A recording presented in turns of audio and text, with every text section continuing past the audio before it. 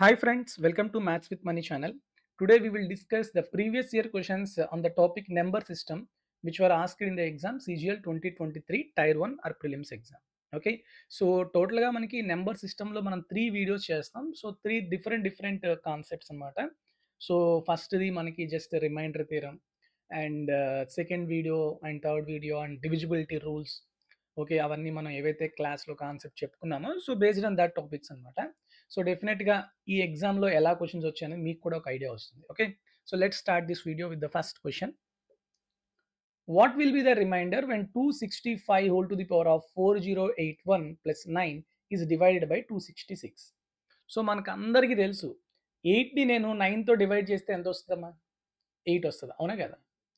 8 అంటే చిన్న నెంబర్ని నేను పెద్ద నెంబర్తో డివైడ్ చేస్తాను, అప్పుడు ఎంత వస్తుంది? ఆ చిన్న నెంబరే వచ్చేస్తుంది. లేదు, నెగిటివ్ రిమైండర్స్ అంటే ఏంటమ్మా? ఈ 8ని 9తో సబ్స్ట్రాక్ట్ చేసాను అనుకోండి, 8 మైనస్ 9 అంటే -1. అంటే ఇప్పుడు నేను 8ని 9తో డివైడ్ చేస్తే నాకు 8 రిమైండర్ వచ్చింది అన్నా కరెక్టే, లేదు -1 రిమైండర్ వచ్చిందన్నా కూడా కరెక్టే. ఓకే, నెగిటివ్ రిమైండర్స్ కావాలంటే రాయొచ్చు. ఓకే, ఇప్పుడు చూడండి 265 whole to the power of 4081 plus 9 is divided by 266. ఓకేనా?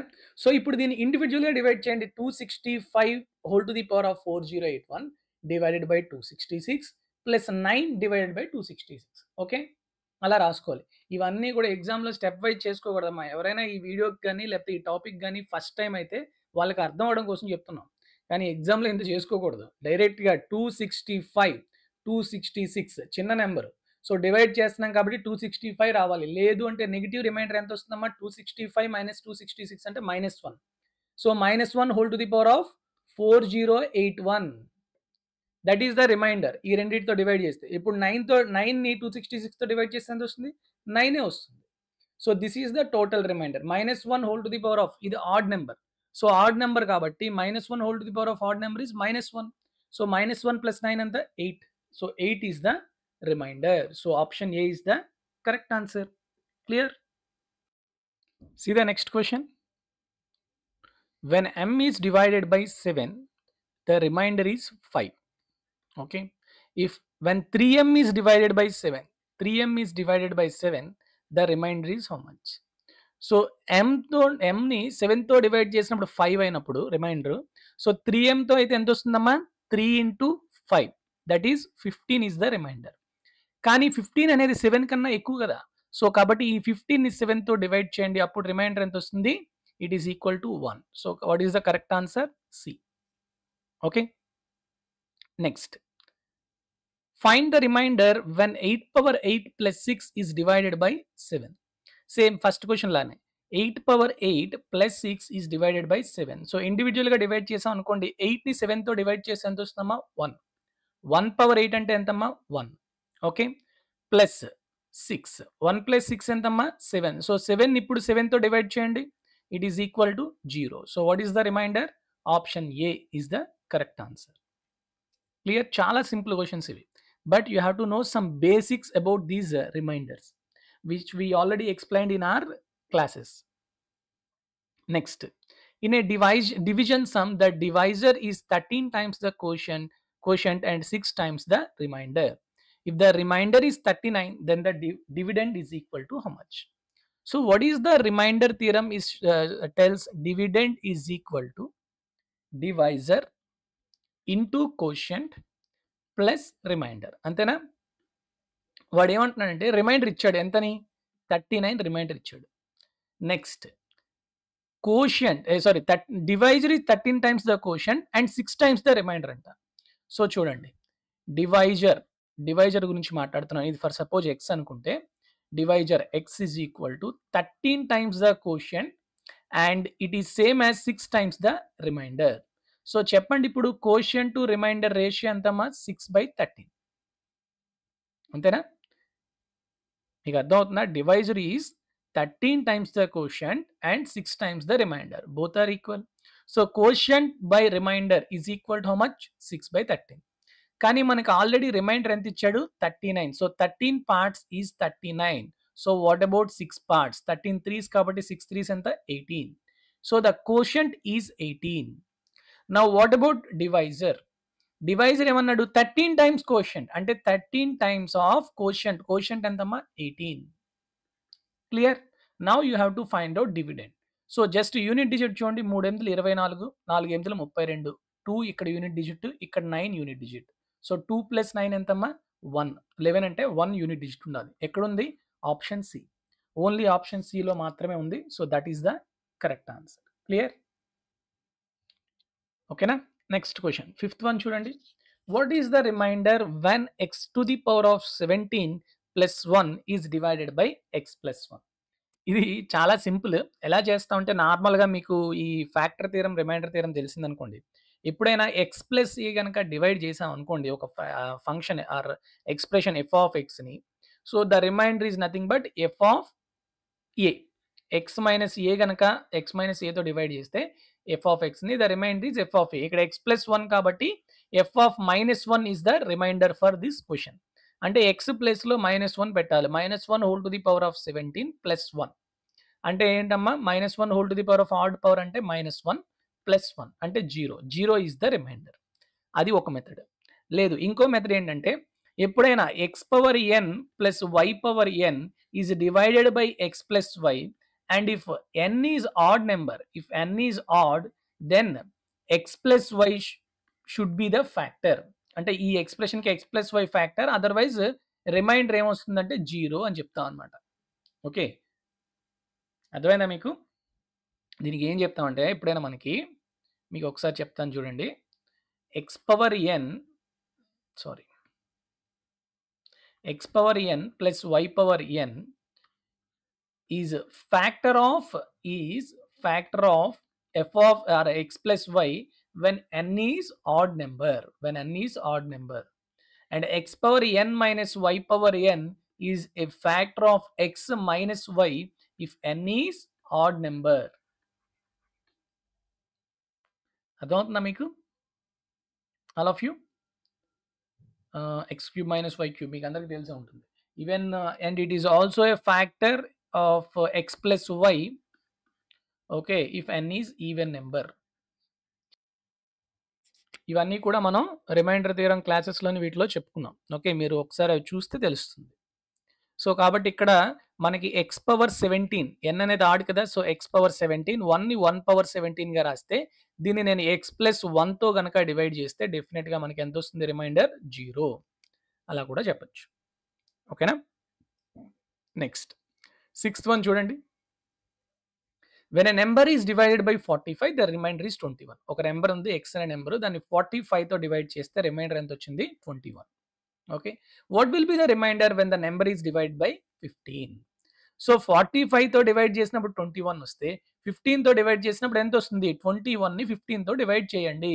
సో ఎంత వస్తుంది రిమైండర్? 15 వన్స్ పోతే 6 మిగిలిపోతుంది కదా. So 6 is the remainder. So option A is the correct answer. Okay, next 7th one చూడండి. During a division, Pranjal mistakenly took as the dividend a number that was 10% more than the original dividend, and he also mistakenly took as the divisor a number that was 25% more than the original divisor. If the correct quotient of the original division problem was 25 and the remainder was 0, then what was the quotient that Pranjal obtained? Assumed his calculations had no error. ఇది బ్రాకెట్లో ఉండాలి. Okay, చాలా చాలా మంచి questions ఇవి. ఇలాంటిది ఏంటంటే వర్డింగ్ని కరెక్ట్గా అర్థం చేసుకోండి. ఓకే, సో దానికన్నా ముందు మీకు ఫస్ట్ రిమైండర్ తెలియాలి. Dividend is equal to divisor, చెప్పండి అనేది divisor into quotient plus remainder. అంతేనా? Yes or no? సిన్స్ ఇక్కడ రిమైండర్ ఏమన్నాడు? 0. సో రిమైండర్ తీసేయండి. రిమైండర్ 0, ఇది తీసేయండి. So now if I write the proportionality between dividend and divisor and quotient, dividend is directly proportional to divisor and quotient. Antena? So dividend initial by dividend final, లేకపోతే dividend final by dividend initial is equal to divisor final by divisor initial into quotient final by quotient initial. అంతేనా? ఇది ఇక్కడ వరకు అర్థమైంది కదా. Just directly proportional. ఇప్పుడు వాడు ఇచ్చిన వాల్యూస్ చూడండి.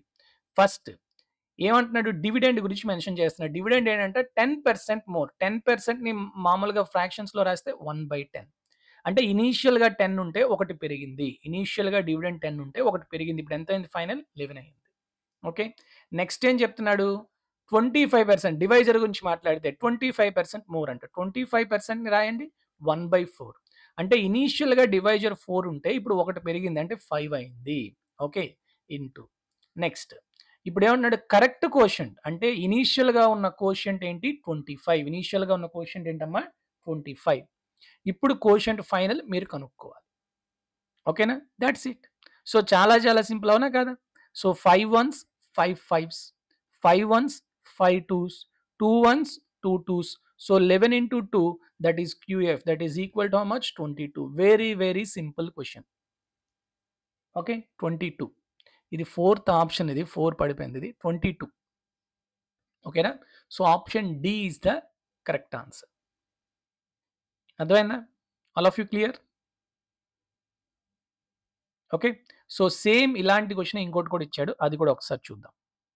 Let's see. ఇది మీరే ట్రై చేస్తారా ఒకసారి.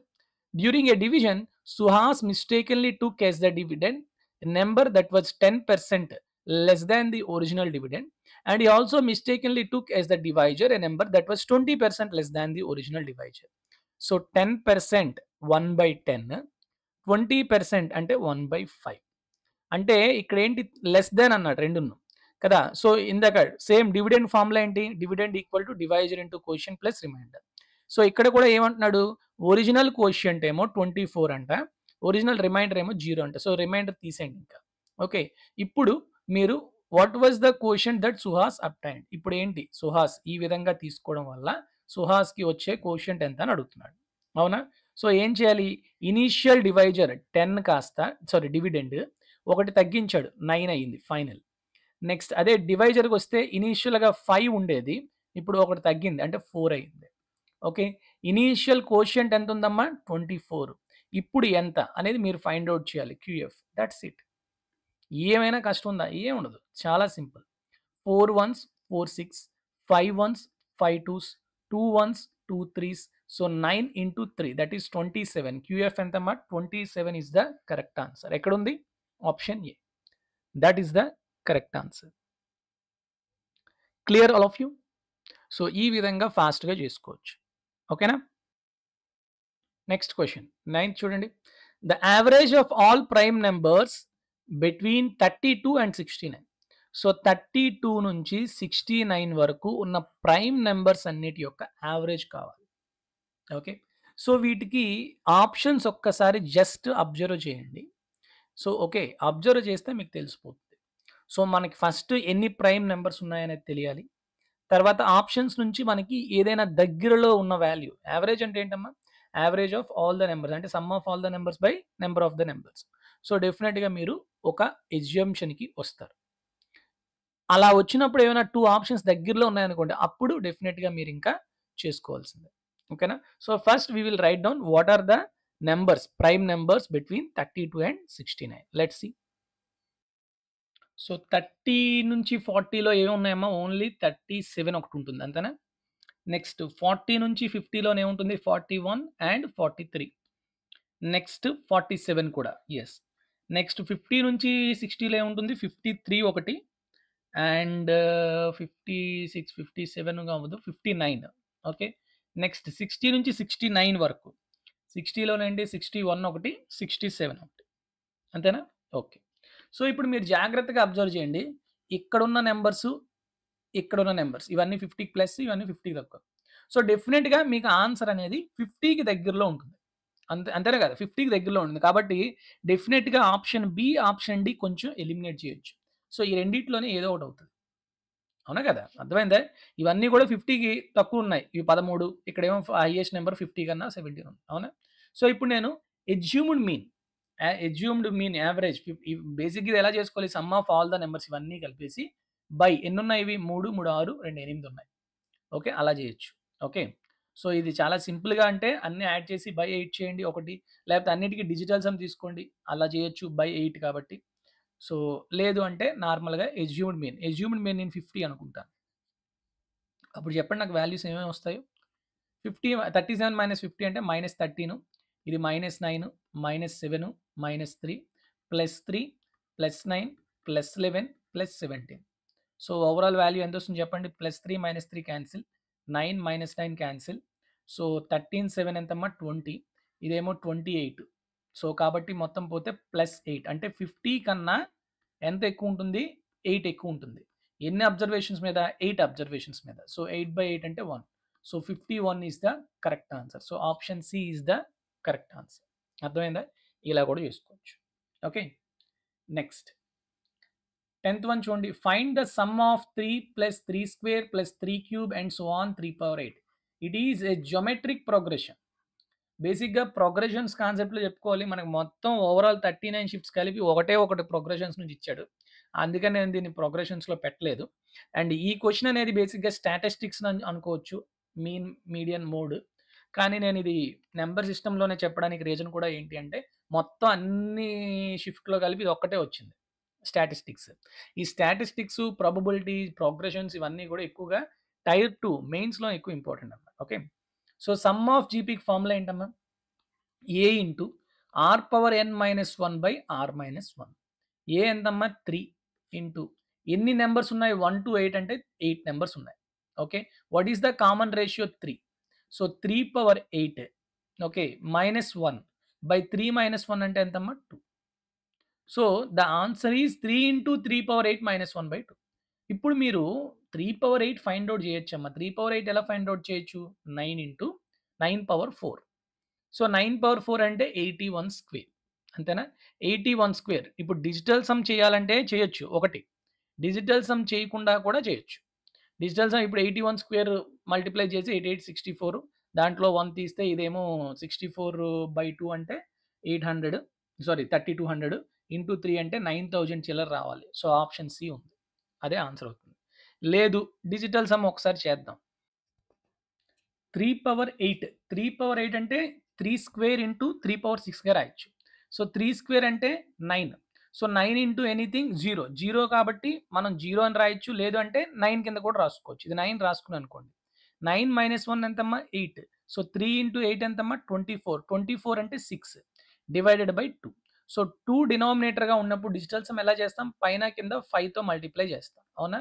సో అప్పుడు డినామినేటర్ యొక్క డిజిటల్ సమ్మే ఆన్సర్ యొక్క డిజిటల్ సమ్ అవుతుంది. 6 5 ఎంతమ్మా 30. 30 అంటే 3 డిజిటల్ సమ్. ఆప్షన్లో డిజిటల్ సమ్ 3 ఎక్కడ ఉందో చూడండి.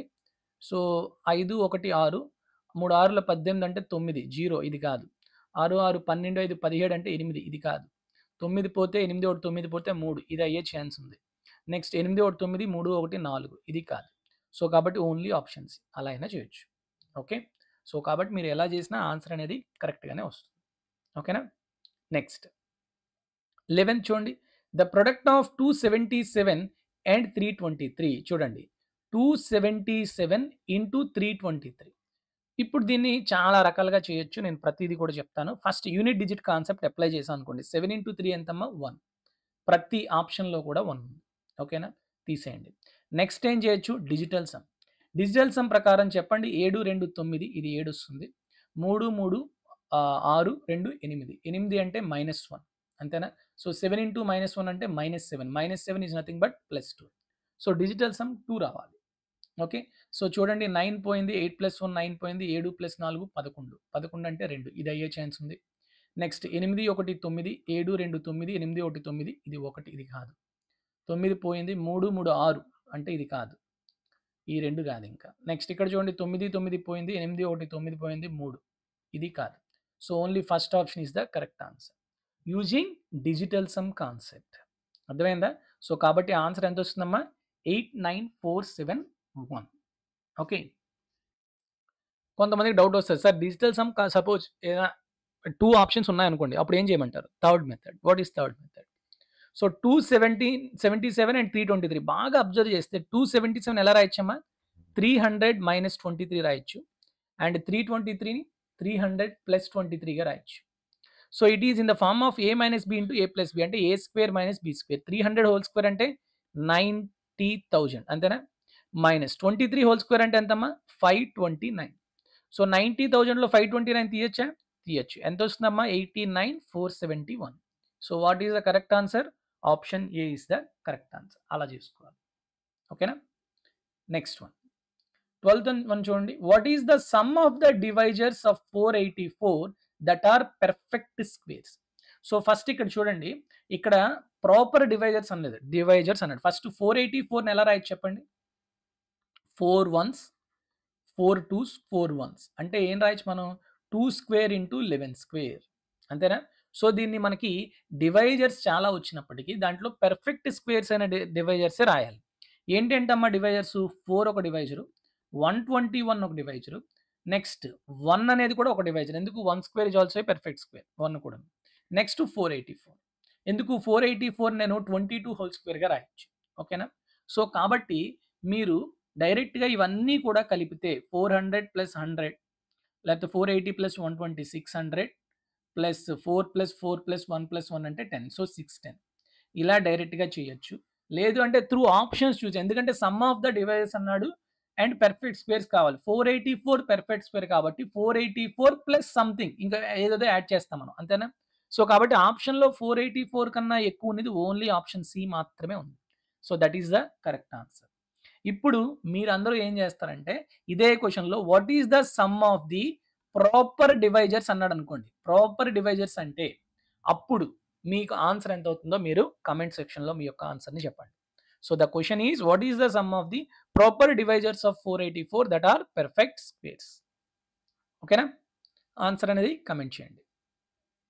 నెక్స్ట్ 13 చూడండి. ద స్క్వేర్ ఆఫ్ 72 అంటే 72 square is equal to the product of 216 and a number. ఆ నెంబర్ తెలియదు, ఎక్స్ అనుకుందాం. Then find the number, x value కనుక్కోండి అంటున్నాడు. సో 72 స్క్వేర్ అంటే 72తో క్యాన్సిల్ అవుతుందా? ఒక 72తో 72 3s క్యాన్సిల్ అవుతుంది. And 3 1s 324. So what is the value of x? 24. Option C is the correct answer. Simple question. Next 14 చూడండి. The LCM and HCF of two numbers are 12 and 2 respectively. Then find the mean proportional of these numbers. What is mean proportion of two numbers? It is nothing but square root of AB. అంతేనా? So కాబట్టి ఇప్పుడు మీకు numbers 12 and 2 అని ఇవ్వలేదమ్మా. ఏమి ఇచ్చాడు మీకు? LCM ఇచ్చాడు, HCF ఇచ్చాడు. Okay, now if I know the HCF, if 2 is the HCF of the two numbers A and B, okay, then definitely I can write A equal to some 2x and B equal to some 2y. ఎందుకు? రెండిటికి HCF అనేది 2 కాబట్టి. And what is the LCM of these two numbers? 2xy. It is equal to how much? 12. So 2 1s 2 6 అంటే xy అనేది 6 అవ్వాలి. Product of two numbers 6 అవ్వాలి అంటే మనకున్న ఆప్షన్స్ ఏంటమ్మా? 2 and 3. సో కాబట్టి ఏ ఈక్వల్ టు ఎంత అవుతుంది? 2 into 2 4. బి ఈక్వల్ టు ఎంత అవుతుంది? 2 into 3 6. ఇప్పుడు చెక్ చేయండి కావాలంటే. నెంబర్స్ 4కి 6కి ఎల్సిఎం 12, 4కి 6కి హెచ్సిఎఫ్ 2. సరిపోయింది కదా? సో ఇప్పుడు ఈ టూ నెంబర్స్కి మీన్ ప్రపోర్షనల్ అంటే 4 into 6 చెప్పాలి. ఎంతమ్మా? √24. 4 కామన్ తీసేస్తే 2√6 బయటకు వచ్చేస్తే. సో ఆన్సర్ ఏంటి? Option A. That is the correct answer. Clear? So this is one model in number system. So ఇంకా 2 వీడియోస్ మనం నెంబర్ సిస్టమ్ మీద చేస్తాం and that both the videos are regarding divisibility rules. ఓకేనా? సో విత్ దిస్ I'll conclude this session. I hope you are enjoying these sessions, and if you have any doubts regarding anything, and one more thing I want to tell you all of you, we have one app, Maths with Money, in our channel, in Play Store, and we have a lot of content in the app. Even you can purchase or not, that is another issue.